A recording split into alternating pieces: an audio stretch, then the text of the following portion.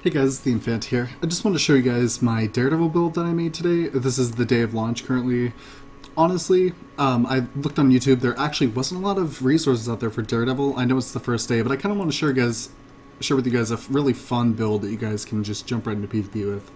It's kind of cheesy, but you know, it's just it's something you can play around with and see if you like it.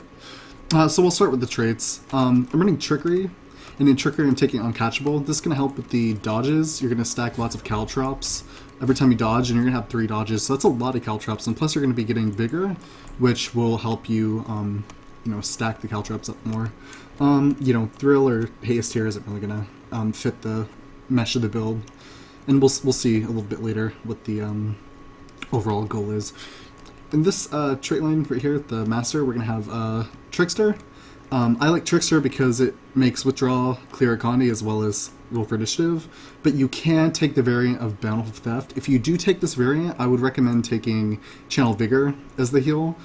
You do lose the Condi Clear for roll for Initiative if you take Bountiful, but at the same time, it's really just personal preference. I really like taking Trickster here for the recharge rates and the Condi Clear.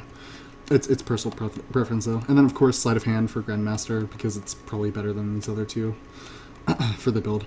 Next we take Acrobatics of course because we're going to be evading a lot. This is definitely a perma evade cheese build. So we're running Vigorous Recovery. So every time you heal you're going to get 7 seconds of Vigor. This really helps because as you'll see, as you play this build, you almost have perma Vigor because you're just dodging so much, and it really works well with Feline Grace.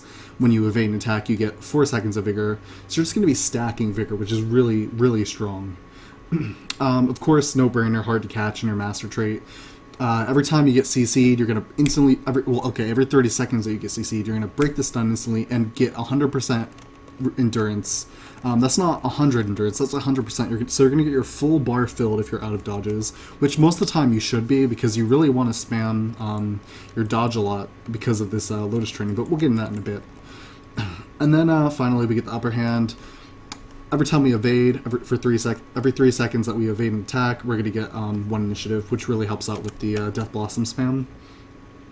So going in the Daredevil trait line, we have a Havoc Mastery, deals increased damage to enemies within the range threshold of 360. So this one is really a toss-up between Havoc Mastery and Brawler's Tenacity.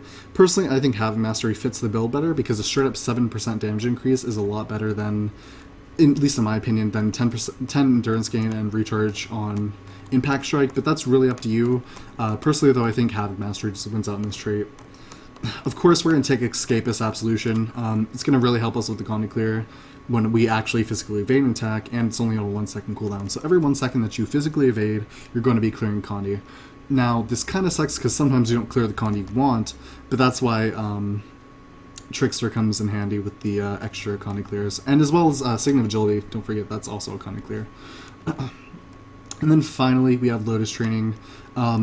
So strong, Bleeding Torment Cripple on a dodge, and after 4 seconds after that, you're going to have 10% increased condition damage, which is really, really strong. It does count as a finisher as well, so when you're leaping through fields and stuff like that, it does take that into effect. So very critical to the build. Let's go over to equipment. I am running Double Dagger for the Death Blossom spam. I'm taking Energy and Bursting. Bursting, honestly, play around with these sigils. I like Energy and Bursting because when I switch back and forth, I get that extra dodge. But also Bursting, 6% to current condition damage. This one you can change. Feel free to change these. I actually encourage you guys to mess around with the sigils. And then on Sharpo, of course, I'm just taking Leeching and Energy as well. Leeching just for the extra survivability if I need it. Because usually you don't switch to Sharpo unless it's like an oh shit situation where you need the extra 2 dodges. Well, extra 1 dodge. And then we're running Crate Runes, of course. We're going to be doing massive bleeding. And then, of course, when we use our elite skill, we're also going to inflict Bleeding, Torment, and Poison for 8 seconds. And then Carrion. Feel free to mess around with this one as well. We have new amulets such as Vipers and Sinisters that you can play around with. I'd say if there's going to be one amulet that I would try a variant with, try Vipers out. Because power, precision, condition damage, that might change up the build a little bit, so I'll have to see, but I haven't really played with it a lot. But definitely Carrion's a safe bet for now. Of course, my utilities and healing skill, I am running Withdraw, Shadow Refuge, because no competitive build is competitive without it, and Sign of Agility, which is going to give us 2 bars of endurance. Roll for Initiative helps us spam Death Blossom more, as well as clear that colony because of our trait line. Breaks the stun as well. Stun breaks are very important, because CC is actually a major counter to this build. Getting CC'd really sucks, so having those stun breaks is really nice. And then, of course, Impact Strike. Helps out in team fights or those 1v2 situations. You can 1v2 with this build if you're really good and your opponents are really bad. So, definitely you'd want to stack the... Say you've got a guy down, right, and his buddy's coming to help him out. Stack the Caltrops if he's rezzing on him, Death Blossom. And then if you could probably take him out like that, or you could just, do the Impact Strike, really get the finishing blow real fast. There's a lot of ways you can use this. Personally, sometimes in a 1v1 situation, I'll just use it for the the crate runes proc, but B, you daze for 2 seconds as well, so sometimes you can interrupt something, which is really nice. But yeah, I just wanted to share that build with you guys, play around with it as much as you guys want. I just wanted to, really give you guys something to play around with in the first few days of Heart of Thorns. Hope you guys enjoyed. Let me know what you think in the comments below. Thanks.